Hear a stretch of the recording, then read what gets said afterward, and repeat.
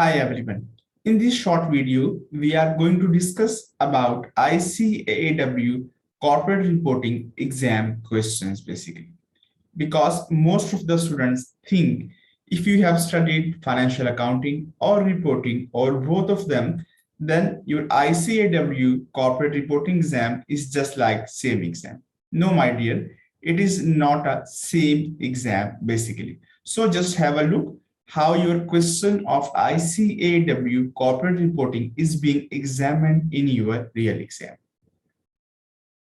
This is your first question, that is Razak PLC. And if we briefly look at the requirements, then you can see increase in stake in Oslin will be treated in Razak's consolidated financial statement, explaining the adjustments, preparing consolidated statement of financial position, and then you have to explain about proposed pension plan. So it looks like that's a pretty simple question when you read out these requirements. But when we look at the data, then you will be surprised to know that we have two balance sheets.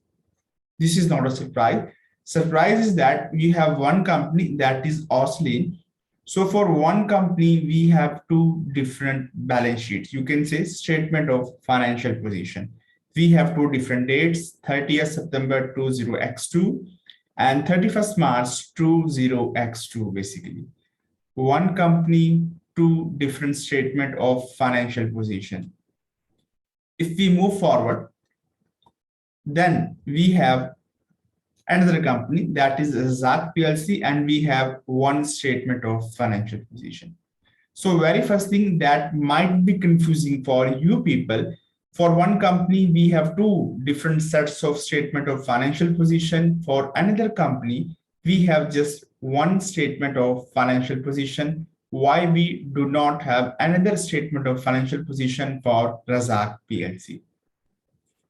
Now, another challenge for students will be what statement of financial position figures do we need to use? Either we need to use this figure, or other figures of our Razak PLC, or these figures of Razak PLC.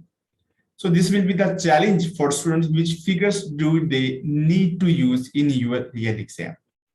So this will be a challenge for students, how you are going to read out and understand and solve this question. So this was just basically a reference question for your reporting side. If we look at from our auditing side, then you can see we have an exam question. And if we just read out the requirement, then we can see we have to explain the financial reporting. So it looks like a financial reporting question, but on requirement 2, it is basically about internal controls, trade payable accruals. And we have to write down a memorandum. We have to write down an email. So two different requirements, different format. And we have to ignore the results of data analytics in this part basically. But if we look at requirement 3, we have a purchase order, receipt of material system, analyzing the purchase using data analytics software. So this could be the trouble.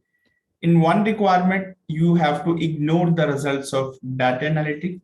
In another requirement, you have to use data analytics software. Its result. You also have to use the dashboard basically. So all of these things could be really challenging how you are going to handle out this question.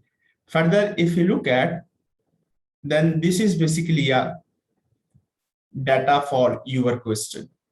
So you have different tables, you have dashboard, you have graphs, lot of things. So what you need to do? Definitely, first of all, the important point is that how you are going to read out your question basically. Then understanding the questions, solving the questions are the next step. If you just look at the solution of examiner, then this is basically a solution from examiner. So you can see there are pages and pages for your solution basically. you need explanation, you need a lot of calculation, graph, and so on. So approximately we have 7 pages of examiner solution here we have.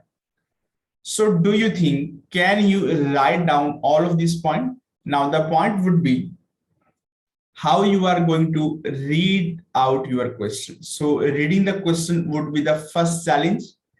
The next point would be understanding the question and its scenario. Then you have to plan your answer. And in planning your answer, you must be very, very careful. You have to use a professional format.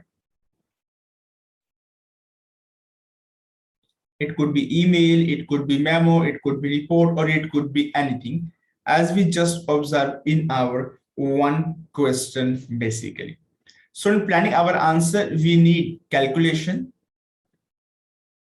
We need to perform calculation. We need to go for explanations.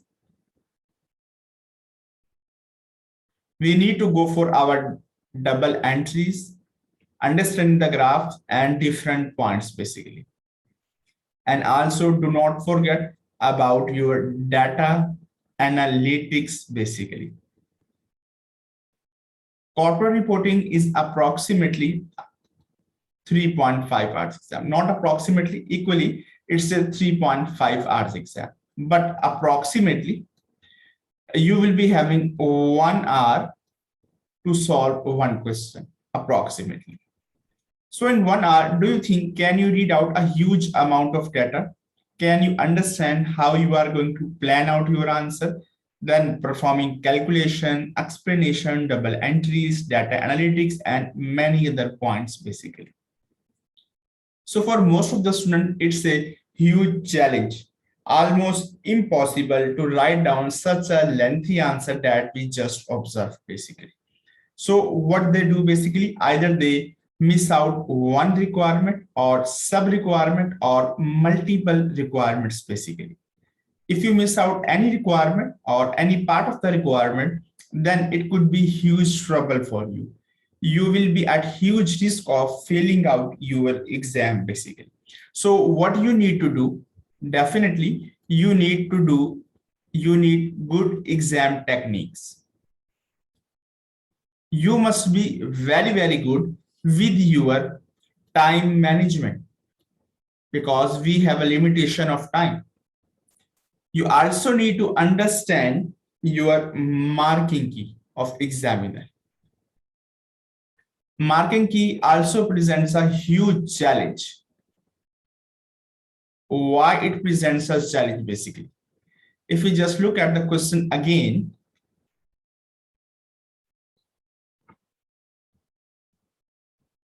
then you people will observe that we have just total marks, that we have total marks of 40. We have 3 requirements, and in these requirements, we also have some of the sub requirements basically. We have no allocation of marks. No allocation of marks. If we have no allocation of mark, then it will be a huge challenge. Which requirement, which sub requirement contains how much mark, how much time we should spend on each requirement and sub requirement. If students do not understand the marking key properly, then again, either they will be writing too much or too less for one or other requirement. Again, if you are not balancing your requirement, not exactly answering what is required from your side, then you might be at risk of failing your exams, unfortunately.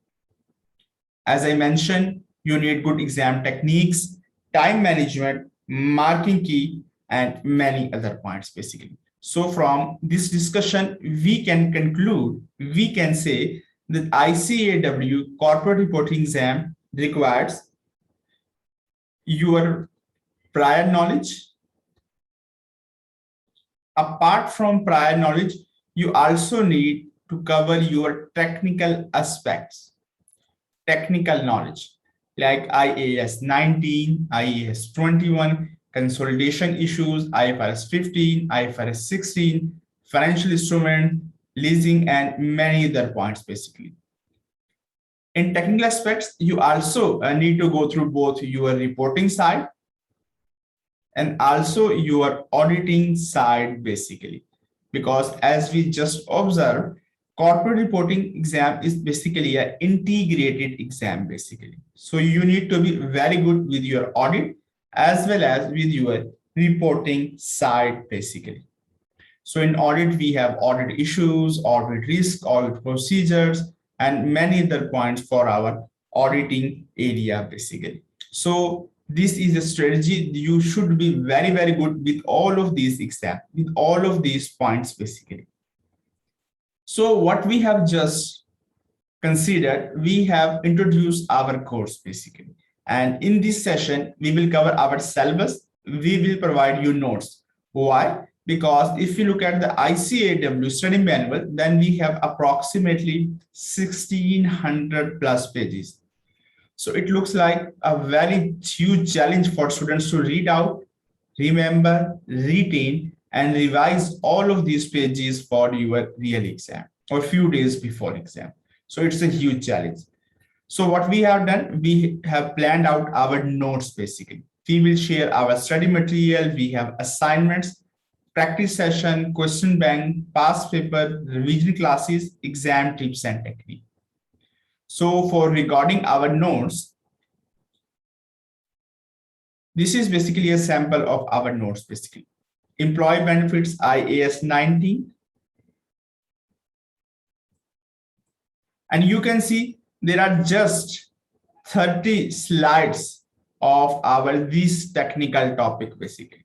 So in 30 slides, we are going to cover our each and everything for your IAS 19, basically. So you should not be worried. We will be providing you our notes. Apart from notes, we are also going to review your questions, basically. Like you can see, this is basically a reference for you people, how we are going to review your questions and provide you feedback on what you have done, basically. Like when, which date, specific figures, discussion, double entries, or many other points, basically. So we are going to review your questions. We are going to provide you feedback, basically. And here we have some of the results from our previous attempt, basically, of advanced level, corporate reporting, strategic business management, and case study results. Obviously, complete results cannot be shared, so we have just shared some of the results. And these are our contact details. If you are interested to join our session, then definitely you can join us. These are our contact details, basically. I hope you have enjoyed this video. Thank you very much for watching. Have a good day, and I wish all of you very best of luck to pass out your exams, basically. Thank you.